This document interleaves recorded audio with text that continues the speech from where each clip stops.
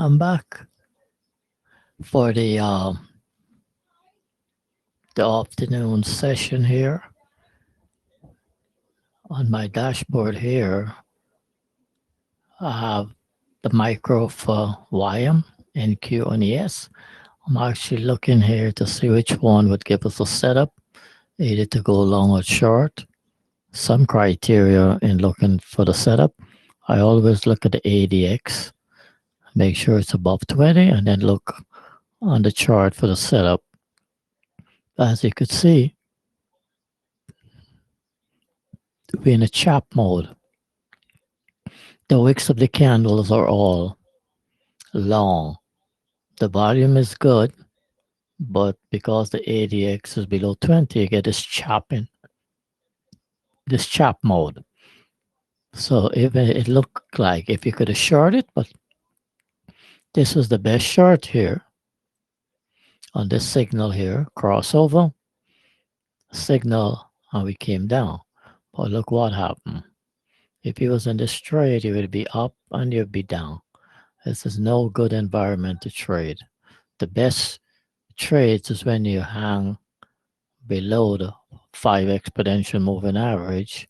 This is a crossover where the 5 cross below the 21, as indicated by this here. We went into a squeeze, break out of the squeeze box, and we just drop. This is good because here it rally and try to break out, but it stays hanging below the 5 exponential moving average. So you could have followed this down, book profit. The way I have this set up, each one of this grid here is 20 ticks. So if you're scalping a E-mini or a micro, you know that every time we come into one of these boxes here is 20 ticks. So it gives you a good indication how much profit when you're scalping you want to make. Sometimes the market on a daily basis don't give you 20 ticks, they give you 10 ticks. Or you could always adjust your setup to suit that. So right now, this is 15, it's choppy here. If you take a trade here, you'll be chopped up. You won't make any money.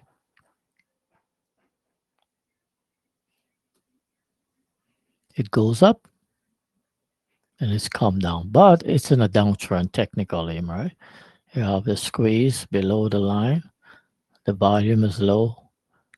So if you was to take this trade, you'd want it to pop up and then come down.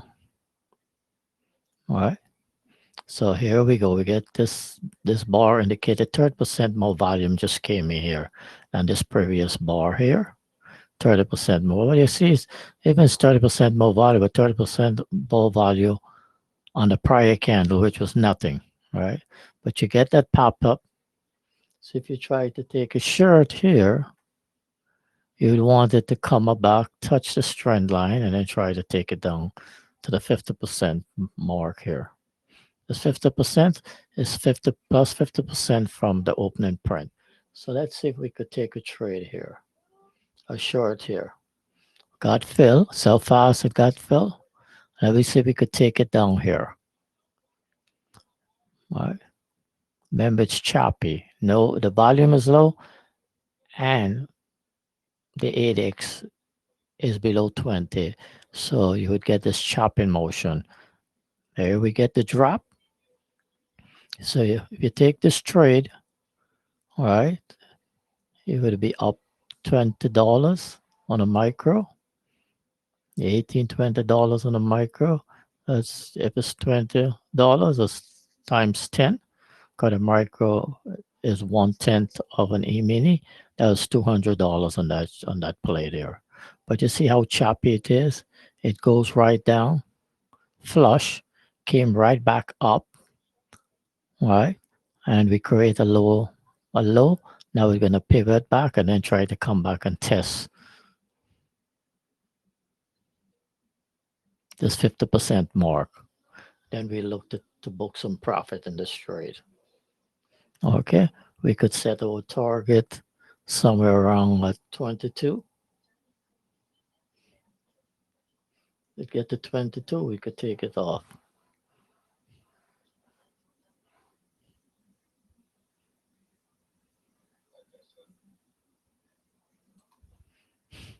Let's see if we get fill. I'll put the just period 50% on below the prior swing. It should come back and test the 50% or the prior string. Bam, we got fill. Simple scalp, timing was correct. I take the trade because we were in a downward trend even though we were choppy, right? These red dots indicated a downtrend. We break the trend line and we came down. So if you have taken micro, you make 20 something bucks, right? If you take an E-mini, it was over $200. Quick scalp using my alignment framework with price action analysis and knowing where to take the profit and get out. Why I take it at 50%? Because this 50% actually works as support and resistance, right? And the 50% was from the opening print, 930 print. The market rally up on 930 plus 50% plus 100%. So that's a quick scalp, easy play. You're in and out. If I close this chart, I would show you these are my swing trend analysis and framework setup.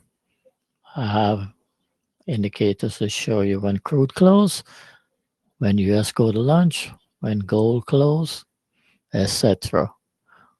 This is all would, if you join our trading room, I would able to go in depth, how we take the trade, why we take the trade, or why did I take that trade, all right? This here, I wouldn't have taken it here. I took it here because it came back and tests the trend line and I look for the fail. But I take it because of the time of day, right? So around 2:45, this line indicated here was my 2 o'clock time frame here. And also when crude close. So I look to take trades at certain times of the day, high probability trades. I go back here. All right, look at all these guys. Everybody fall the same time. On this framework here, I have my NYSE ticks, up and down volume, the tick Q, which is used for trading the Qs. I have my advance and I have my decline. All right. So we expand any one of these charts. See, this was a beautiful trend here. This here was chopped. When you go into the squeeze backs, the squeeze backs is actually, if you never exposed to what the squeeze indicate is a Kelty channel and a Bollinger Band. And I could explain that. Right? This here was choppy. These were nice scalp, but you got to be in and out, right? This was nice because we got the drop, but I know exactly where I wanted to take profit on that YM. And the YM, I know exactly where I want to take my profit. We get initial drop, pivot off of the low, but we pivot in a downtrend. So I expect it to go up and then come right back down, and then I set my stop.